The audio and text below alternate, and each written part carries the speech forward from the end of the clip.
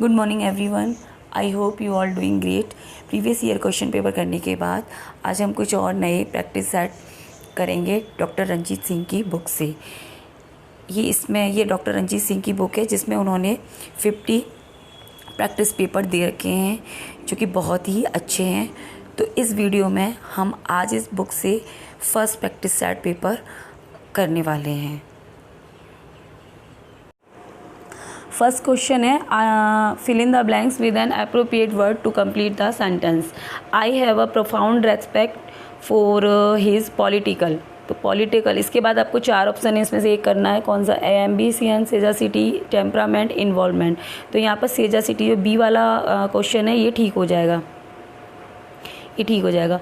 Choose the meaning of the given word alert. Alert का जो substitute है वो आपको यहाँ पर सेलेक्ट करना है। इंटेलिजेंट और energetic, observant, watchful. Alert means होता है चौकस, तो इसका यहाँ पे ये जो डी वाला है ना, वॉचफुल, ये ठीक हो जाएगा। Choose the alternative which express the meaning of the following. To lose the face, lose the face, यहाँ to be humiliated, B answer सही हो जाएगा। Choose the correct substitute for the following. A man of odd habits. तो जो man odd habits होती हैं जिस man के अंदर, उसको क्या बोलते हैं? एक्सेंट्रिक, है ना। जो ए वाला है ये ठीक हो जाएगा। नेक्स्ट है, choose the correct substitute for the following. Lack of enough blood, रक्तपात की कमी होने से जो मतलब रोग हो जाता है इंसान में, उसको क्या बोलते हैं? लैक ऑफ एनफ ब्लड, जिसमें रक्त की कमी है उसे क्या बोलेंगे? उसको बोलेंगे एनीमिया। तो यहाँ पे सी वाला ठीक हो जाएगा। Pick out the antonym of the given word. Anguish, anguish का यहाँ एंटोनियम बताना है। पेन, कंफर्ट, एंटरटेनमेंट, सोरो। तो एंग्विश मीन्स कंफर्ट तो आराम होता है, सोरो दुख हो गया, एंटरटेन यहाँ पेन हो जाएगा, ये ए वाला, क्योंकि एंग्विश का मतलब होता है पीड़ा,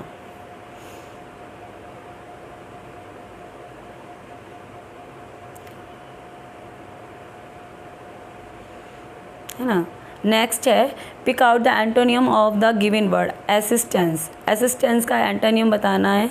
तो ये सी वाला जो क्वेश्चन है ये ठीक हो जाएगा, रेसिस्टेंस, क्योंकि बाकी जो सब इसके अपोजिट हैं। ये सपोर्ट में, रेसिस्टेंस माने होता है विरोध करना, तो ये वाला हो जाएगा विरोधी।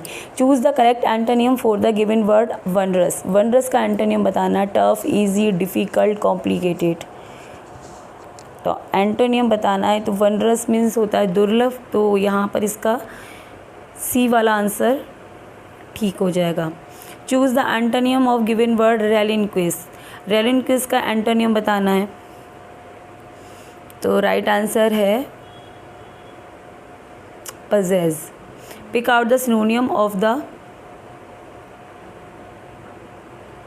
Pick out the synonym of the given word. Assail, assail का सिनोनियम बताना है। तो एसेल मीन्स होता है अटैक करना, तो यहाँ बी वाला ऑप्शन इसका सही हो जाएगा, है ना, बी, अटैक करना। Choose the correct synonym for the given word. Plausible, plausible का सिनोनियम बताना है यहाँ पर। तो इसका जो सही आंसर है वो ए वाला हो जाएगा, बिलीवेबल। ठीक है friends.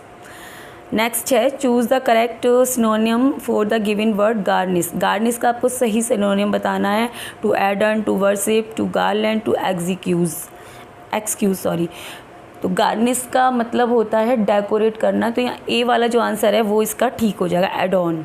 ट्रांसफॉर the given sentence without using too. He is too honest to accept a bribe. In transformation, transform करना इस सेंटेंस को, जिसका मीनिंग ना बदले लेकिन इसका जो स्ट्रक्चर है वो चेंज करके बनाना है इसको। ये तो पहला वाला, ए वाला सही हो जाएगा। He is so honest that he will not accept a bribe. Next है, fill in the blanks in the sentence given below with an appropriate word. The minister promise to look the grievance. तो इसमें ये वाला into, B वाला ठीक हो जाएगा। Choose the correct sentence. Choose the given sentence into the passive voice. My captors were taking me to prison. इसका इसको पैसिव वॉइस इसका बताना है।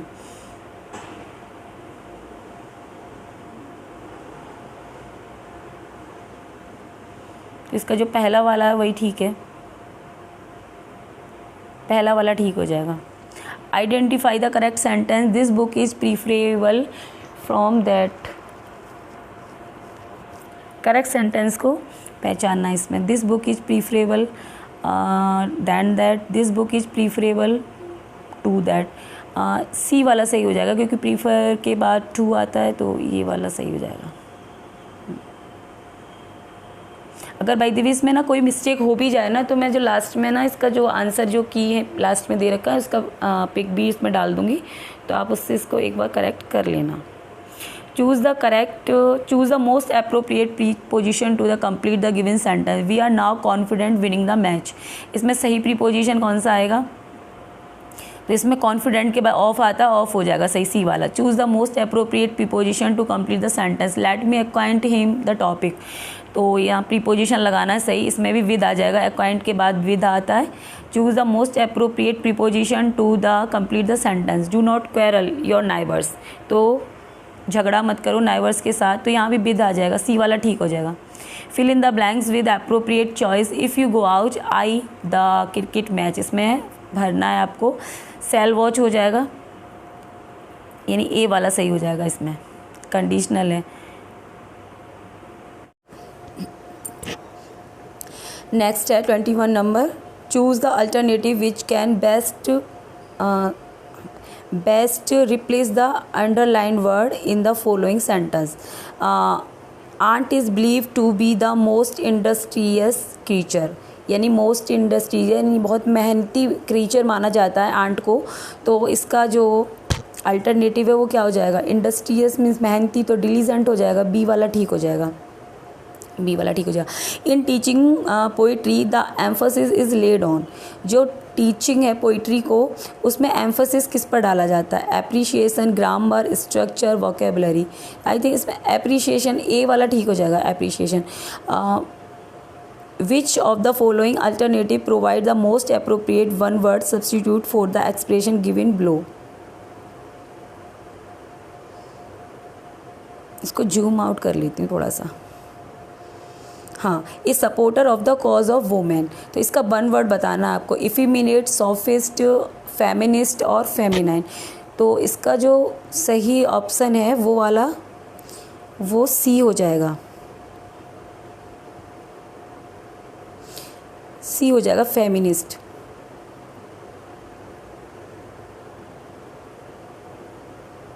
फेमिनिस्ट हो जाएगा, क्योंकि फेमिनिस्ट वो होता है जो औरतों की कल्याण की बात करता है, और जो इफिमिनेट है इसमें कन्फ्यूजन हो जाता है, और जो इफिमिनेट है वो वोमेनिस है, यानी इन हैबिट में वो वोमेन लाइक हरकतें करता है। Choose the correct alternative to complete the sentence, the gardens in Srinagar are more beautiful than. तो आपको इसमें सही ऑप्शन लगाना है, these of Mysore, those of Mysore, this of Mysore, that of Mysore. तो द गार्डन्स है यानी कि सब्जेक्ट प्लूरल है, तो दोज ऑफ मैसूर यानी बी वाला जो ऑप्शन है दोज ऑफ मैसूर, ये वाला ही ठीक हो जाएगा। नेक्स्ट है fill in the blanks with appropriate auxiliary, है ना, ऑक्सिलरी लगानी है आपको एप्रोप्रिएट। तो ये आई विश, आई डेड, यानी यहाँ पे जो कंडीशन वाली सिचुएशन है यहाँ पे, तो यहाँ पे आई वर आ जाएगा, यहाँ पे डी वाला ठीक हो जाएगा। नेक्स्ट है choose the correct part of speech of the underline word in the following sentence, यानी she ran fast in the tournament, यानी आपको इसका जो फास्ट है अंडरलाइन हो रहा है इसके नीचे, इसका सही पार्ट ऑफ स्पीच बताना है, यानी क्या है ये, एडवर्ब है, एडजेक्टिव है और नाउन है या नन ऑफ दीज है। तो ये एडवर्ब हो जाएगा क्योंकि रैन मीन्स होता है दौड़ना, सी रैन फास्ट, वो तेज़ दौड़ी, तो ये जो है वर्ब को क्वालिफाई कर रहा है, तो ये एडवर्ब हो जाएगा, है ना, एडवर्ब। ए वाला ठीक हो जाएगा। Choose the most appropriate option to fill in the blank in the following sentence. The meeting with a vote of thanks, यानी कि जो मीटिंग थी वो समाप्त हो गई थैंक्स के साथ, तो स्टॉप आएगा, क्लोज आएगा, फिनिश, कंक्लूडेड। तो इसमें डी वाला सही हो जाएगा, concluded. Choose the correct alternative, choose the correct alternative to fill the missing preposition the following sentence। इसमें सही preposition आपको select करना है। although he is blind, यद्यपि वो अंधा है, he is very fast calculation, लेकिन वो calculation में बहुत fast है, तो इसका जो सही preposition है वो at हो जाएगा, at, बी वाला ठीक हो जाएगा। नेक्स्ट है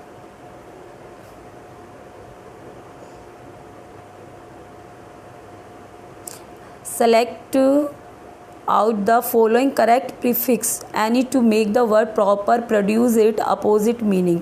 यानी proper में आपको क्या लगाना है, prefix लगाना है। तो इसमें this proper, in proper, us proper, ये इसमें से कोई भी लग सकता है, या फिर none of above को select करेंगे तो इसमें none of above हो जाएगा, क्योंकि ये सही सारे ही गलत हैं, है ना। improper होता है आई थिंक।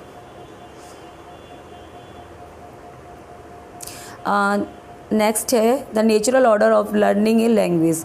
तो लैंग्वेज को हम लर्न करते हैं, ये पैडागोजी से उन्होंने रखा है। ये जो हमारी लैंग्वेज होती है उसमें जो उसको लर्निंग का जो सीक्वेंस है वो क्या है, listening, speaking, reading, the writing. तो ये पहला वाला ही है ना, पहला वाला क्वेश्चन यही ठीक हो जाएगा, क्योंकि पहले हम लिसनिंग करते हैं, फिर स्पीकिंग करते हैं, फिर रीडिंग करते हैं एंड देन राइटिंग करते हैं। नेक्स्ट है Bloom's taxonomy is use for classifying aims, objectives, method, studies. तो इसका आपको सही आंसर बताना है, तो इसमें आपका आएगा ऑब्जेक्टिव्स, ठीक है। In translation come grammar method teacher is. जो ट्रांसलेशन कम ग्रामर मेथड होता है उसमें टीचर क्या होता है, टीचर का क्या रोल होता है, इंपॉर्टेंट होता है या नॉट रिक्वायर्ड होता है। तो इसमें आपका बी वाला ठीक हो जाएगा, वेरी इंपॉर्टेंट होता है वो, है ना। The main aim of using direct method is to enable the listener to get mastery in the use of,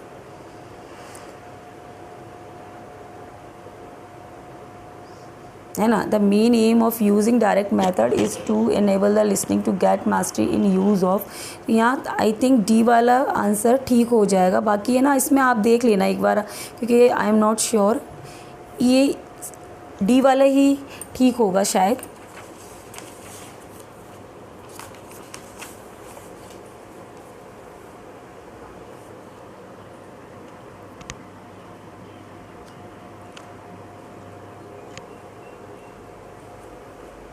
नहीं फ्रेंड, ये वाला गलत है, ये वाला इसका फॉरेन लैंग्वेज, ए वाला ठीक हो जाएगा इसमें, ठीक है।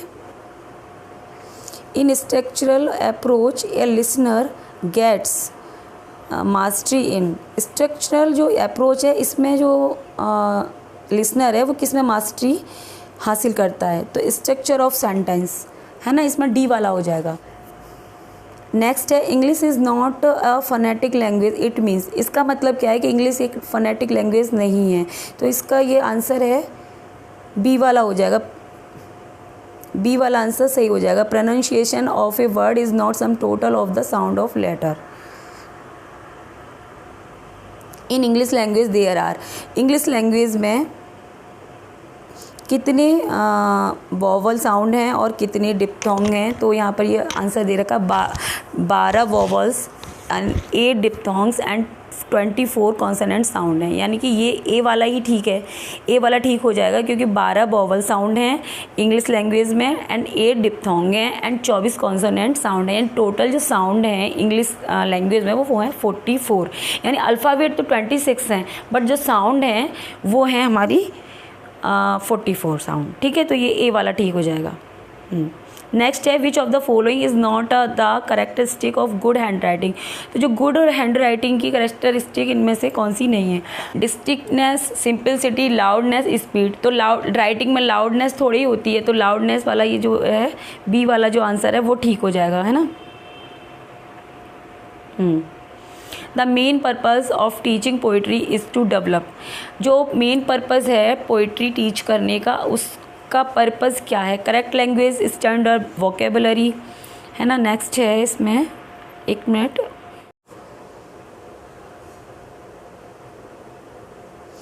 तो यहाँ पर ये डी वाला क्वेश्चन आपका ठीक हो जाएगा। पर्पज़ ऑफ टीचिंग पोइट्री क्या होता है? एनहेंस करना होता है पावर ऑफ इमेजिनेशन को। Which of the following is not the example of free composition in English, कौन सा इनमें से फ्री कंपोजिशन का एग्जाम्पल नहीं है? तो ये 4 वाला पिक्चर कंपोजिशन, ये वाला आपका ठीक हो जाएगा आंसर। नेक्स्ट है, who have been describe as half man in the play Hamlet, जो प्ले हैमलेट है शेक्सपियर का, उसमें हाफ मैन किसको बोला जाता है? तो इसमें आपका जो बी वाला है ना, रोज़नक्रांट्ज़ एंड गिल्डेस्टर्न, इनको हाफ मैन बोला जाता है।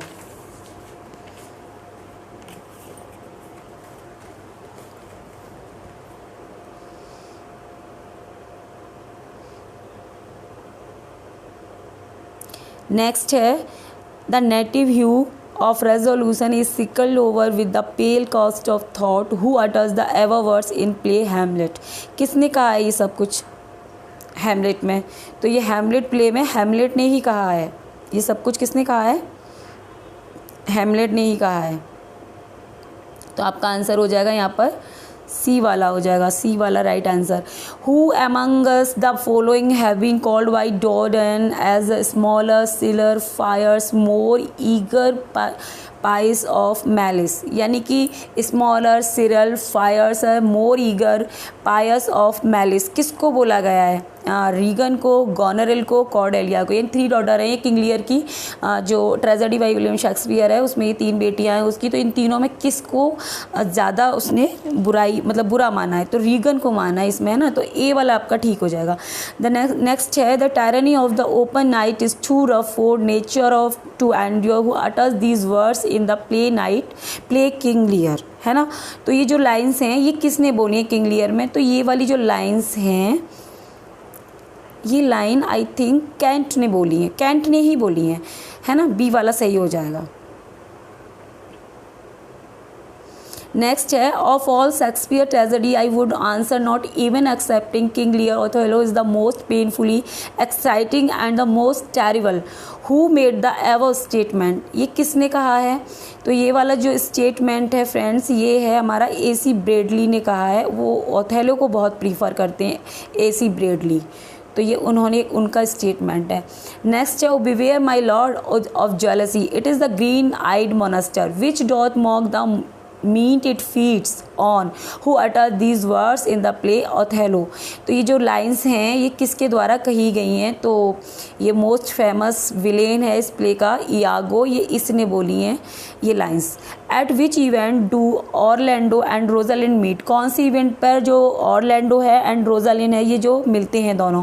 तो जो इसका जो राइट आंसर है वो बी हो जाएगा। जो रेसलिंग मैच था, रेसलिंग के दौरान ये दोनों की मुलाकात होती है इस प्ले में, है ना। नेक्स्ट है, एट विच, हाँ ये तो हो गया। What name does Rosalind assume for her disguise self, जब रोजलिन अपना जब वो वहाँ पर जो जब उसको एग्जाइल किया जाता है तब वो अपना जब वो फॉरेस्ट चली जाती है तो वो कौन सा नाम एज्यूम कर लेती है? क्योंकि वो एज ए गर्ल के रूप में वहाँ नहीं जाती है, वो अपने आप को डिस्गाइज कर लेती है ना। तो वो वहाँ कौन सा नाम रखती है? तो वो उसका नाम होता है वहाँ पर गैनीमीड, है ना। तो गैनीमीड वाला ये ए आंसर यहाँ पे आपका ठीक हो जाएगा, गैनीमीड, ठीक है। नेक्स्ट है, whom does Hermia's father want to marry in Midsummer Night Dream, यानी कि जो हर्मिया है उसके फादर उसकी शादी किससे कराना चाहते हैं? मिडसमर नाइट ड्रीम में। तो हर्मिया की जो शादी है वो उसके फादर कराना चाहते हैं डिमेट्रियस से, लेकिन जो हर्मिया है वो किसको लाइक करती है? वो लाइसेंडर। तो यहाँ पे ए वाला आपका ठीक हो जाएगा। Who amongst the young Athenians in Midsummer Night Dream in first affected by the love poison, यानी कि किस पर जो मिडसमर नाइट ड्रीम में जो फर्स्ट कौन उससे अफेक्ट होता है? जो लव पोजन है उससे, तो सबसे पहले हो जाता है लिसेंडर बोल दो या फिर। Who has called Bacon as the wisest brightest and meanest of mankind, ये किसने बोला है बेकन को wisest brightest and meanest mankind? ये बोला है पॉप ने, है ना। बहुत फेमस लाइन्स है ये उनकी, ठीक है। And next question is Charles Lamb wrote under the pen name of. तो जो चार्ल्स लैम्ब थे, हाँ, जो चार्ल्स लैम्ब थे वो जो अपना जो लिटरेरी वर्क था उसको अपने नाम से ना लिखकर वो किसी दूसरे नाम से लिखते थे, उसको हम पेन नेम कहते हैं, है ना, जो ऑथर एज्यूम कर लेता है। तो वो किस नाम से लिखते थे आपको ये बताना है। तो जो इसका जो थर्ड आंसर है सी वाला है ना, सी वाला आंसर जो है एलिया ठीक हो जाएगा। एलिया के नाम से वो अपने प्लेज और जो भी कुछ लिखते थे वो एलिया के नाम से लिखते थे, सी वाला। Alice and John are, Alice और जॉन कौन है? The dramatic version of Lamb's children and the imaginative children of Lamb. तो ये वाला जो क्वेश्चन है इसका, ये बी वाला आंसर राइट हो जाएगा, क्योंकि जो एलिस एंड जॉन हैं वो इमेजिनेटिव चिल्ड्रन हैं किसके? लैम्ब के, है ना। Who said Milton was a true poet and of the devil's party without knowing it? ये लाइंस बहुत फेमस हैं, बहुत पूछी जाती है। किसने कहा है कि वो जो है एक ट्रू पोइट हैं और एक डेविल पार्टी से विदाउट नोइंग इट, यानी कि वो बिना इसको जाने वो डेविल पार्टी में शामिल हो गए हैं। विलियम ब्लैक का ये कमेंट है मिल्टन के ऊपर। नेक्स्ट है मिल्टन्स स्टाइल इज़, मिल्टन की स्टाइल को क्या बोलते हैं? Aphoristic, grand, pictorial, didactic. तो फ्रेंड्स यहाँ पर ये वाला जो क्वेश्चन है बी वाला ये राइट आंसर है। मिल्टन की जो स्टाइल है वो ग्रांड मानी जाती है। Who is called an archpriest of nature, archpriest किसको माना जाता है? नेचर का, सभी को पता है। Wordsworth is the priest of nature. Dorothy was the sister of, किसकी सिस्टर है ड्रॉथी? वर्ड्सवर्थ की, सेकंड वाला ठीक हो जाएगा। Who said poets are unacknowledged legislature of world, ये तो बहुत फेमस कोट है, शैली का है ये, है ना। तो ये वाला सी वाला जो ऑप्शन है वो इसका ठीक हो जाएगा। कहाँ गया सी वाला? हाँ, सी वाला ये सही हो जाएगा, ठीक है। In which poem does the line our sweetest song are those that tell of saddest thought occur? ये जो फेमस जो कोट है our sweetest song, ये किस पोएम से शैली की लिया गया है? तो आपके पास 4 ऑप्शन हैं। और to the west wind, to a skylark, revolt of Islam, stranger in dejection near Naples. तो फ्रेंड्स ये लिया गया है टू अ स्काईलार्क, ये बहुत फेमस कोट है और अक्सर पूछी जाती है। नेक्स्ट है who is regarded as a poet with negative capability, ये नेगेटिव कैपेबिलिटी वाला जो पोइट है उसे किसको माना जाता है? तो कीट्स को माना जाता है। कीट्स ने ये टर्म कॉइन किया था। तो ये थे हमारे 59 क्वेश्चंस, ठीक है फ्रेंड्स। तो इसमें जो प्रैक्टिस सेट है इसमें पूरे 125 क्वेश्चंस हैं, बट वो मैं सारे नहीं करा रही हूँ। आज मैं 60 कराने की सोच रही थी, तो 159 क्वेश्चंस मैंने यहाँ करा दिए। जो बाकी हैं वो मैं सेकंड वीडियो में करा दूँगी, उसको मैं कल अपलोड कर दूँगी, ठीक है फ्रेंड्स, क्योंकि वीडियो बहुत लेंदी हो जाता है और ना ही हम एक बार में ही 125 क्वेश्चंस को रीड कर पाते हैं। तो कैसा लगा आपको मेरा वीडियो? अगर अच्छा लगा हो तो कमेंट करके बता दीजिएगा। And thank you so much friend, bye bye and take care।